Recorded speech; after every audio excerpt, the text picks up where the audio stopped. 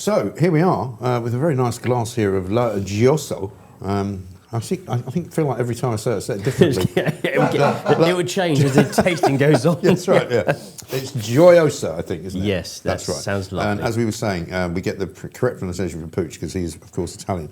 Having some brie. I suppose it might be suggested by some that you might want to find an Italian equivalent of brie. Well, there's going to be many, isn't there? There's going to be many. But I mean, brie. They do some lovely soft cheeses in Italy as well, don't they? Oh, England does great cheeses. Italy does. But I mean, brie is just a standard one. Anybody can pick them up from the local supermarket, and it goes tremendously well. The creamy texture of the cheese, and with the prosecco, it really is lovely. I'm quite hungry as well, so you've done well. Brilliant. So we've got a whole chunk of cheese here, and we're going to go on to the pork pies, but not just yet. Not yet, okay. So this wine, very fruity and very floral wine, easy to drink. Villa Sandi is actually the maker of the wines over there in Italy. Yeah. And they, I think, produced over 20 million bottles a year. Oh, really? Yeah. So it's one of the big ones? It's one of the big ones, and one of the best. Yeah. One of the best, highly awarded wine. I love it. I think it's... Can I have some more, please? Oh, yes. Is that allowed? Yes, sir. I know there's technically taste... It's a bit like when... you go to these vineyards and you're supposed to taste stuff and spit it out. I've never been into that. That is really what's the point? difficult. I mean, I know that you're supposed to be a bit of a purist and all that sort of thing, but I think if you're going to go spend a day in a vineyard, first of all, don't drive there. No. But also just enjoy the drinks. I wouldn't be keen on spitting stuff out. Well, we was at tasting the other day was with Oz Clark. He's tasting, and these professional people, they have wine accessible to them all the time. I suppose they're doing hundreds of different things, aren't they? Yeah, and you need to spit it out. Otherwise, after about 2 or 3 stands, you're going to be blotto, and you've got another 50 stands to do. So I mean, can you actually get drunk if you're still spitting it out? Well, yeah, because theoretically you're going to be taking in the liquid, and even if you start smelling those of the wine as well, it's going to start affecting you. Interesting.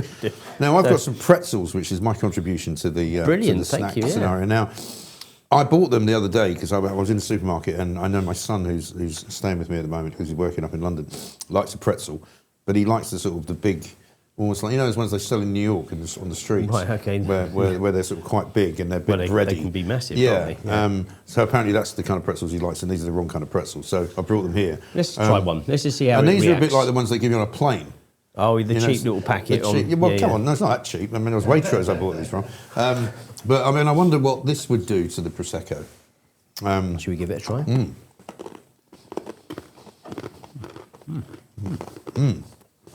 Let's go.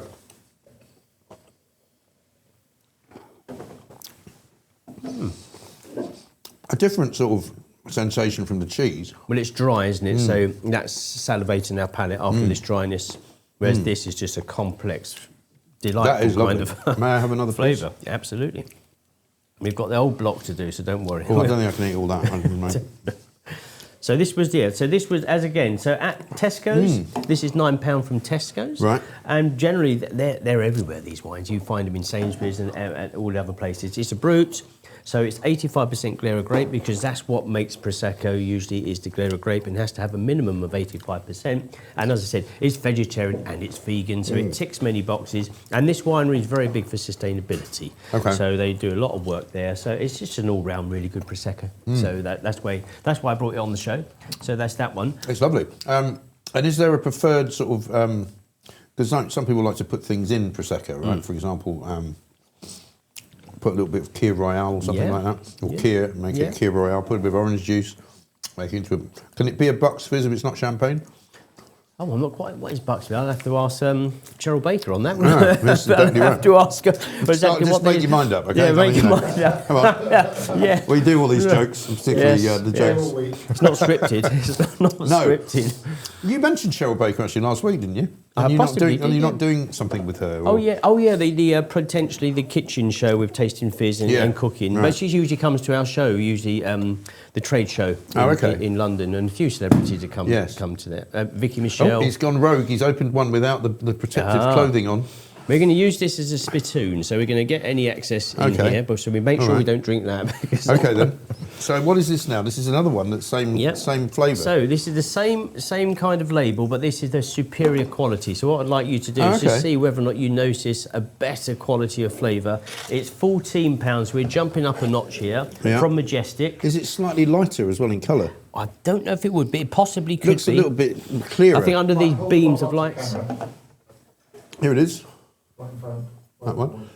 That's good. That one there. So slightly different. It's got Valdo Biadini, La Giosa, et Amorosa. You sort of Did he do well? No. I'm really embarrassed, you know, that I don't speak a foreign language properly, because I think we all should. I think we should. It's, you know, it's one of those things that I always think. I did French at school and I did Latin. Hated Latin. French was all right, but I mean, we just don't learn enough foreign languages in this country, do we? Well, I think everybody speaks usually English abroad, so we become lazy. Yes. When I travel, you know, the world tasting wines, most people do speak English, but I always thank somebody for speaking English. And I really appreciate I'm in your country and thank you for speaking in English. You know. And I mean, whenever I go to Spain, I kind of remember some of the words, and I can do a very basic kind of conversation in Spanish. I can order food. I can, you know, order beer. Una cerveza, please. I could do the same in France. I do the same. My French actually sometimes comes back to me. More quickly, because I suddenly then remember words that I didn't even know I remembered from, you know, from when I was at school. You need to be there for a while, don't you? Once you're there for a while, it starts to hit. Yeah, I just think we should be so much better at that in our schools, that we should teach kids, we should make them learn another language, you know. Well, let's look at this wine here. Look, noticeably, you can see the bubbles there, and look at the finesse of these bubbles. So already we're totally different style smaller, wine. They're smaller. So interesting. It's in a different region, and it's a beautiful hilly region. They're hand-picked grapes, as opposed to this. That is actually quite a lot different, isn't it? Because you can almost taste the effervescence more. Try another little piece. Is it another bit of brie? Another bit of brie. And that is really quite smooth, isn't it? Smoother quality, but it is £5 more. It's a superior Prosecco as opposed to what we just had, which is the standard Prosecco. Still, a much more valuable drink than champagne, though, because I mean, a lot of people would say, I mean, I don't know about you, but I would say that a lot of champagne that you can buy for say 25 quid-ish isn't that great. And I think is not as good as this, which would be, what, 15? Yeah, that is £14. You're quite right. I think some of the champagne is mass-produced. It's made for the masses. It just needs to do the job. Champagne on the bottle, pop it open at a party. Not many people can spend too much time smelling the aromas or tasting it. It just does what it needs to do. Yes. You know. Whereas this is if somebody understands Prosecco more, they may opt for this bottle here. Yes. It showcases the terroir and the grape better. Okay. That's just. And is this also freely available in Tesco's? A lot of the time, it is indeed. Yeah, you can get this from the main chains. It's quite a similar looking label, so I suppose It's the same. It's the same. Yes, it's the same company. You'd have to kind of, I suppose. Look twice. Yeah, look twice. I suppose you delineate them by how much they were costing. Yes, and you can see on this, so you've got the Val de Bien Prosecco, you've got the Superior, so better quality. But yes, you could get mixed up. There's the label, classification labels on the side there, brown, DOCG, blue. But and are they the same level of alcohol, or did you mention that already? It would be, 11.5, I believe, something to that effect. 11% actually on these two here. So there we go. So that's Prosecco, and that's obviously the wonderful country of Italy. Yeah. Cool. That blesses us with many great wine regions. Chianti, Sangiovese, Franciacorta, and we can go on and on and on. I'm a lover of Italian wine. I do like it. Oh, yeah. And Barolo, Barbaresco. Barolo, of course, Dear. I mean, lovely reds. Amarones as well. Oh, Amarone. You know, oh, dear. The heavy stuff. The really heavy stuff, Thank you, absolutely, definitely. Yes, I mean, I tend to drink more of those in the sort of the winter months than in the summer months, you know. I probably shouldn't go off piste here. This is off piste. Although we did call this show On the Piste, didn't we? I think it was On the Piste with Mike. On the Piste with Mike. I think it's kind of what it's called. Yeah, we'll try and make that a little graphic. I think it's a New Zealand one, Oliver. The interesting thing for me as well about Italy is that I don't think I've tried many, and maybe we'll do rosés at some point. Absolutely. I don't think I've ever had a rosé from Italy. Do they do rosé there? They must do. Yeah, they definitely do. Yeah. Well, maybe I'll bring like something like rosé Trento Doc. Okay. Something like that would be great. So we certainly can explore the rosé. Obviously, Provençal is really well known, isn't it? That's in France for rosé. Oh yeah. But reds are very famous in Italy. Yeah. That's where the best reds come from. Dare I say? There's a great restaurant I go to. I won't mention it by name. It's not far from Waterloo. They've got the most amazing wine list. They've got some. I mean, if you ever want to spend like proper money, like ridiculous money on wine. I mean, I think I bought one bottle of Barolo there. It was about 150 quid. Okay. But they've got some that cost thousands. Yeah. No. Yeah. And I'm not quite rich enough to buy that. But it's about £50 a mouthful or something. But I was saying to you, I think last time for a while I was doing. I was buying older. Wines from this place, and a couple of Barolos from the 60s and 70s, which were lovely.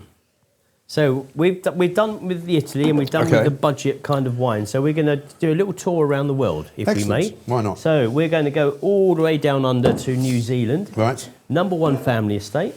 So this is a Blanc de Blanc. #1, that's what it's called. #1 family estate, yeah, exactly. Nice. Yeah. So this is a traditional method. So we're moving away from the tank method Prosecco. We're going to aging in the bottle style. This is Chardonnay. So 100%. It says Blanc de Blanc on the front. Blanc de Blanc, yeah. So white of white, so the white of the white grape. And this is £31. So this is £31 from Amethyst Wines. You can buy this. Okay. I would generally say expect toasty aromas and toasty flavours. Oh yeah, you can already taste that it's more sort of complex. More. What was the word? The word I'm looking for is. I think it's sort of deeper almost, because Prosecco is really light, isn't it? It's lovely, and it's a lovely glass. This is a bit more. It's a bit more of a mouthful. It is 12.5% alcohol, so a touch more alcohol. It's got more acidity to it. If you wanted to leave it for a while, it will express itself with. So it's sort of aromas. closer to champagne, isn't it? It is indeed, yeah. It's made with a champagne grape, which is Chardonnay, but obviously on a completely different land it's been grown on. So it's going to express itself in a far different way. Right. So because a lot of people like to buy Blanc de Blanc because it's sort of, obviously cheaper than champagne, but in many ways it tastes very similar. Yes, well, the Chardonnay, any white grape, it could be classed as a Blanc de Blanc in the wine as such. This happens to be Chardonnay. Try it maybe with something like a bit of a pork pie. Okay. Kind of pork pie, and then the wine will cut through the fattiness of that once you've had a bit, and express its nice flavours and the nice flavours of the food as well. So. Okay.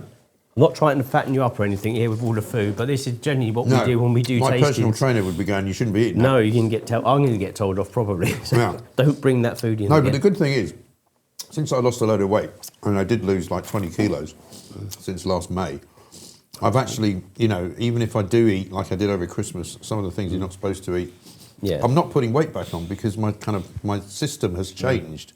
And I've actually trained myself not to eat being more quite so much, isn't it? Yeah. And also not to eat such bad food, I think you need. I love a pork pie. Well, these are mini ones, so. Oh yeah, that's interesting. It does taste slightly different once I've had a bite of the pork pie. I wonder if they eat pork pies in Australia. I don't know, but we're tasting them here. Pooch used to live in Australia. Did they eat pork pies? Yeah. Yeah. A lot of people, by the way, asking the question, when are we going to see Pooch? I don't think you're ever going to see him. You saw his arm earlier this week, I think, didn't you? When he had to come and adjust something on me. There you go, they can see my arm again. You see your arm? There you go. There's his arm. There we go. We put a mirror up there so we get a reflection, maybe. Like the Stig, but the sound version of the Stig. This is lovely. Motzenbacher. So we've done New Zealand. So where in New Zealand is this from? Oh, very good question. I believe they are in. Hang on, I'm just looking here. Write it down. I think they're on the northern part of the southern island. It says Blenheim, as in Blenheim Castle, Blenheim Palace. Yeah. Okay. Yeah. Nice. Funnily enough, I met a guy on Monday night. I was out at a leaving do for somebody who's moving to the US. And I met a guy who is involved in sort of British overseas territories, and we were talking about, because Pooch and I have got an idea. Is it all right if I talk about this? Yeah. We've got this idea of going down to the Falkland Islands. Wow, okay. And we might actually, it's interesting, and you guys can give us your thoughts on it, because one of the things that I love to do here at the Mike Graham Show is to ask the audience what they'd like us to do and what they'd like to do as well. But we're thinking of taking a trip down to the Falkland Islands and doing a week of shows, basically down there. That'd be amazing. And one of the thoughts I've had is that we might actually take some people with us. Yeah. You know, like take a kind of live audience and I don't know how you get to the Falklands. I don't know if you go on an Air Force RAF Hercules or something like that. One of the most uncomfortable planes I've ever been on. I had to sit on a plank of wood for 6 hours. Well, you got one there, haven't you? Flying over Bosnia. Yeah, exactly right. But it's an idea we've got, and we'll either go there and sort of entertain the locals, if you like, the live show every day, or we'll take some people with us. I mean, we could take 20 or 30 people who could then sit there and watch the show every morning and have a little trip to. Why not? They'd obviously have to pay their own way. I don't know how much that would be. But he was also. I said to this guy who can organise it for me. I said, you know, we just quite like the idea of going to these far-flung places. And he said, well, there's another place you could go to, Pitcairn Island, which is apparently off the coast of New Zealand. Right. It's a British protectorate of some kind. And I think there's only about 35 people living there. So we're going to do a show there. I think people would love that. If you think the Clarks and May Hammond, they went all around the world, weren't they? Most engaging in all these countries. They went to the Falkland Islands as well. So, why not? Yeah, I think so. So these are the sort of things we're planning to do, ladies and gentlemen, which I think will be fascinating. So what do we have here? So we're going back into Europe now, and we're in Germany. And Motzenbacher. Riesling. Far more easier to pronounce there, and that's a Riesling sect, so the sparkling. So you say Riesling. Is it Riesling or Riesling? Because German people say to me it's Riesling. It is Riesling. Is it? Okay, so I'll say Riesling. Sorry, sir. I'm not trying to show you up. That's no. You know. Achtung. 1-0. 1-0. So this is the Riesling. Yeah. Is that better? Sect. It's 100%. So these are based south of Frankfurt. Okay. And they are available per glass in London. So Champagne Root Bar has that per glass. Nice. Probably about £10-11 per glass there to have it. Otherwise, you'd be paying about £22 a bottle for this. So let's just give this a go. Different style altogether. Again, a little bit sweeter maybe. Yeah, a bit more. more. It's still dry. Petrol style, isn't it? It's got that petrol character on the nose. Green fruits. It's actually lovely. I didn't know they did a kind of sparkling Riesling, actually. Yeah, not many people know that. So they do German do a few wine, sparklings. actually, is something that I think is much overlooked, because I remember discovering a really lovely German Pinot Noir. Yeah, you can get Pinot Noir. Nice and Pinot I didn't Noir. even know until I'd got my hands on it that they made red wine at all. I just thought, you know, Gewürztraminer or something and a bit of Riesling, whatever. But this was lovely, really nice. About £8-9 a bottle, something like that. Yeah. But they used to have it in Sainsbury's for a long time, but they don't seem to have it anymore. I've got some at home. It's a Pinot Noir, but that's probably going to be sparkling stuff type of thing. So, but I mean, Germany is one of the biggest producers of wine. I think Italy is the biggest producer. I think it's around about 3.3 billion bottles of wine per year they produce. Italy, France, and I think Germany's third place on that. So pushing the wine, and obviously they like to diversify. Not only would they have their home grapes, and then they also like to Chardonnays and the Pinot Noirs and the Merlots. They also grow those. Because the thing about Germany that people don't, I think, appreciate is it's quite a hot country. Because it's right in the middle of Europe. In the summertime, it's really, really roasting. Yeah. You know, it's like America almost. Or France, when we used to live in the middle of France there, you know, cold winters, but really baking hot in the summer. It's lovely, you know, nice style. So what do you think of this? I like it a lot. Yeah? It's very smooth. It's a very different flavour to everything we've had so far. You know? Tiny bubbles as well. Good acidity. It's not terribly bubbly. No. But it's mild almost. But they're very fine bubbles. I think that's what it is. It's very, very thin on the bubbles. And as I said, that was around about £10, £11 a glass for that one there. Okay. Should we go on to another country? Why not? Let's go to South Africa. How many have we got? I mean, we've been here all day. Yeah, we'll have to have a map up on the wall. Once we get to Venezuela. Or the Falkland Islands. Take me out of the stretcher. So we're going to the Western Cape location here. Okay. So South Africa, Botchendal, and they've got a Chardonnay, and you just mentioned Pinot Noir, so they've got a Chardonnay Pinot Noir blend here with a Brut. It's £16 a bottle, so it's not too aggressive on the price, so it's within budget. Oxfordwine.co.uk has that. Nice. We're going to try this one, and we're going to use the spittoon here. We're going to be good, aren't we? Actually, I'm still going with this one. Yeah. Not a problem. Now, I noticed you brought different glasses in this time. Yes. Last week we had the sort of champagne. We did have the flutes. little flutes, yes. Is that for any particular reason, or just it's just well, turns to be out honest, that way? it's a little bit boring, but you're better off enjoying a sparkling wine here rather than the flute if you want to enjoy the aromas and you want to get a little bit. Let's talk a bit about glasses actually, because certainly. I know that people talk about. When you have red wine in particular, you have the bigger sort of balloon type glass, don't you? Because you like to swill it around and I guess oxidise it, right? What's your view, by the way, of because somebody bought me for Christmas one of those little oxidisers. You know, you put it on the top of the bottle and you pour the bottle and it sort of supposedly almost immediately decants it. Is that something that people should try, or well, does it matter? It's an option. I suppose it's an opinion, isn't it? At the end of the day, I mean, it's not something I would use. Right. I think I would rather, like me and Oliver, we would pour into the decanter. If it's an older wine, we give it a bit of time. But we'd certainly have a big bowl glass. But that would be for all wines that we have. So even if we're having a Prosecco, probably not. Right. But if we're having a decent old champagne, we would put it in a big bowl glass. We give it some time. Then you smell the aromas, because it's the whole part of the process of enjoying wine is the visual, the aromas, and the flavours. I mean, I suppose people do like as well, because when you go to parties and you get a little champagne flute, you feel like you're quite sophisticated, don't you? You feel like, you know, I finally made it, I'm grown up. In the movies, everybody's got the flute in the movies, haven't they? You know, it's part of the fun. You don't want to take away fun. Better. It is, but you don't want to take away any fun, party fun for people. You don't want to be boring, say, have this boring glass here if they don't want to. But this is the best. One of these glasses are great. These are for sommeliers. These are perfect glasses. Sure. So this is South Africa, isn't it? And we're Western Cape location. This tastes to me a little bit lemony. Would that be right? Sort of fruity. Oh yes, it's kind of grapefruit. Exactly, lemon, grapefruit. Different style again, isn't it? It's a different style altogether. Yeah. Very fruity, very live, very fresh. It's totally cleanse your palate. Right. And they can call it Méthode Cap Classique, which is a difference to Méthode. Yep. Cap Classique is their kind of sparkling wine kind of identity. Because when you see Méthode, that's normally what you might call the French kind of code for champenoise. So you can speak French then. Speak French. Well, I can a bit. It involves drink. Although I could tell you, I don't know if I told you this story before about my trip to Piste. Okay, did sounds I tell you interesting. That? No, I was on my honeymoon, right? And it was amazing, my honeymoon, because it was I probably only honeymoon where I didn't have any sex at all. Because my wife and I were just getting pissed every day. And also, we just... TMI. Sorry. TMI, sorry. I don't think it's too much information. Like, people want to know what my life has been like. Anyway, we had this... we went on honeymoon to France, basically. I was living in New York at the time. Flew to Nice.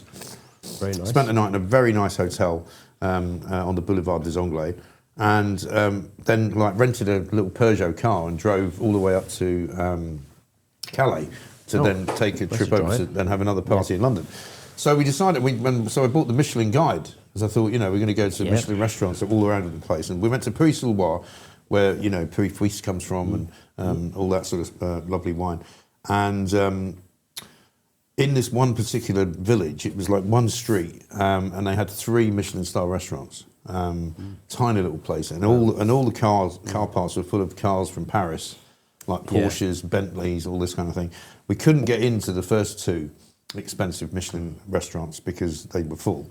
It was Sunday afternoon or something. But we were able to get into the 3rd one, and so it was completely French menu. Nobody spoke any English at all. No.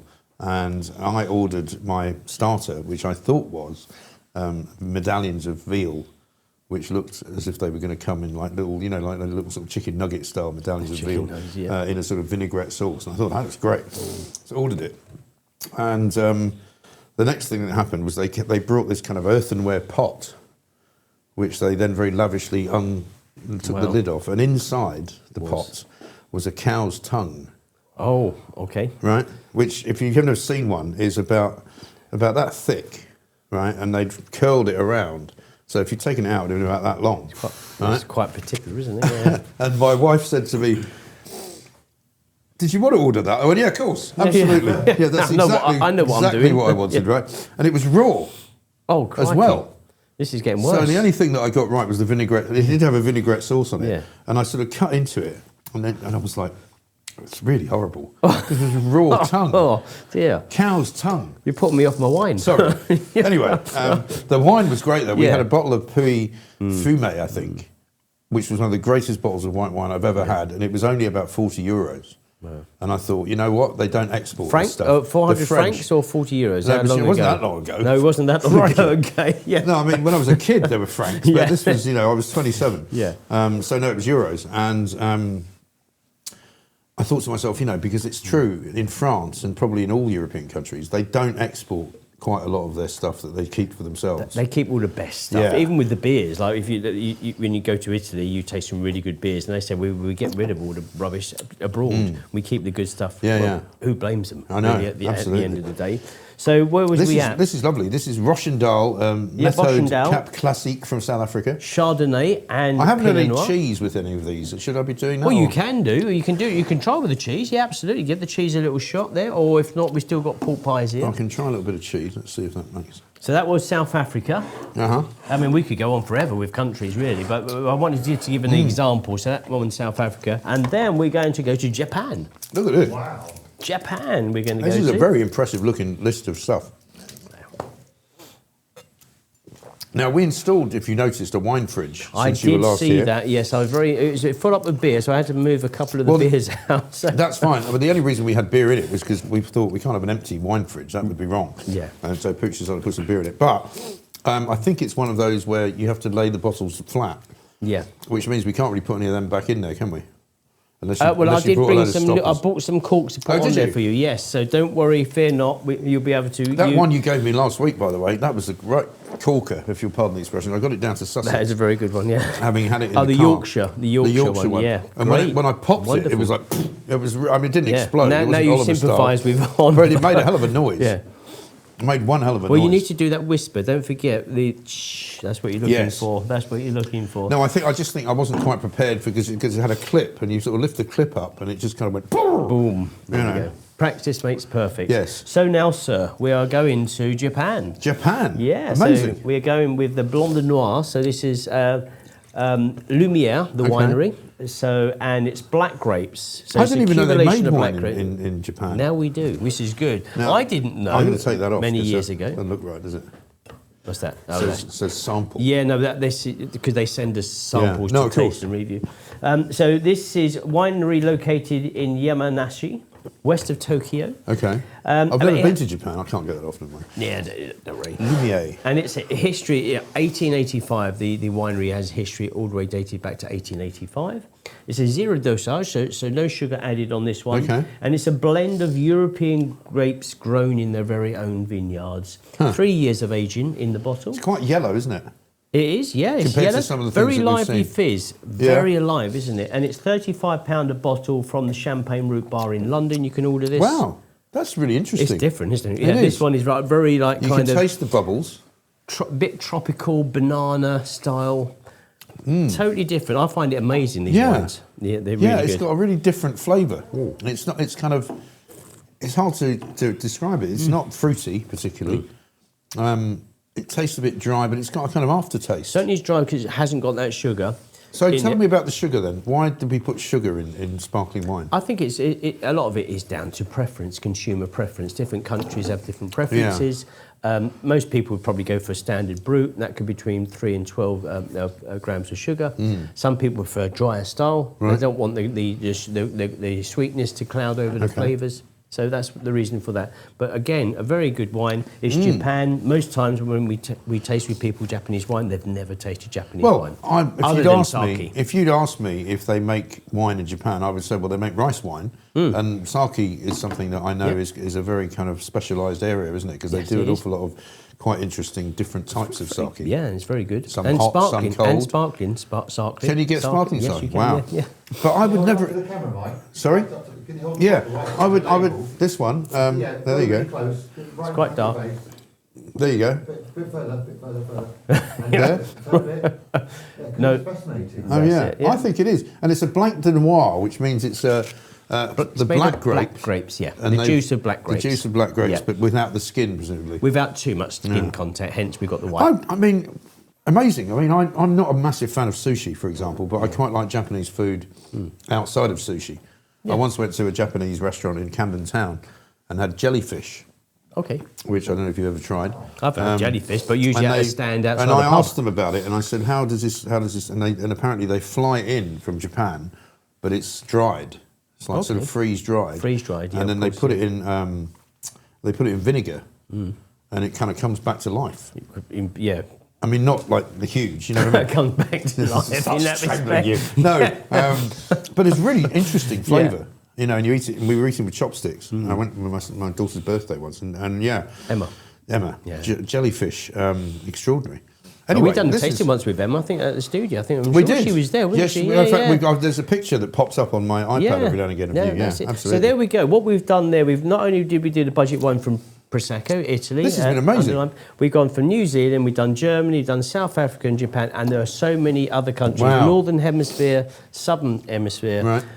There's plenty of locations growing fantastic wines and bubbles. But we can do more next week if you want to. It's like an education, this. I love it. You know? But next week, I'm thinking we could either do like red sparkling wine, or we could look at some older wines and see how they evolve in the bottle. So I'll leave that with you to decide. We've got weeks and weeks of this. Yeah. So whatever weeks. We've got years and years of this. It's entirely up to you. Whatever you think. Maybe we should ask the audience. Maybe ask the audience. And I think that's what a would good you like idea. us to do next week? And you can let us know. And we'll just ignore you. And Mike will pick the best. No, we'll just wait, because there's time to do it all. You see, I mean, I've had red sparkling wine before, and I've never been that keen, to be honest. But you know, maybe we'll. I'm going to try and change that. Okay. And otherwise, of course, we can look at. We're not always going to just do sparkling, are we? No. I've got beautiful, really good still wines. Right, orange, reds, whites. Orange wine. That's a new one as well that some people need a bit of education on, I'm sure, as well. Should we pick our favourite?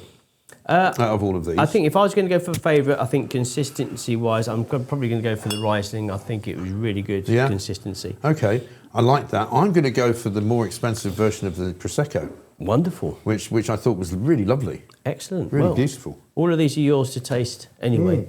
So, hey. I'm going to put them on the back of the car now and try and drive to Sussex without, not obviously straight away, but without spilling any of it, which you'll see. I might get my son. You need to film that. Maybe film it. Yeah, put the phone in the back. But listen, great to see you, Chris, as ever. Oliver, thank you very much indeed. Well done for not spilling anything on yourself. Thanks to all of you for watching. That was, I guess, around the world in 1, 2, 3, 4, 5, 6 wines. Incredible. Japan. Who knew? We'll be back same time next week, I guess, with more wines from around the world. And in the meantime, on Substack, tell people to join in, tell people to subscribe, like us on the YouTube channel, please, as well. And remember, despite the fact that there's an awful lot of it out there, do not be a plank. Remember, despite all of the others out there, it's always the others. Don't be a plank.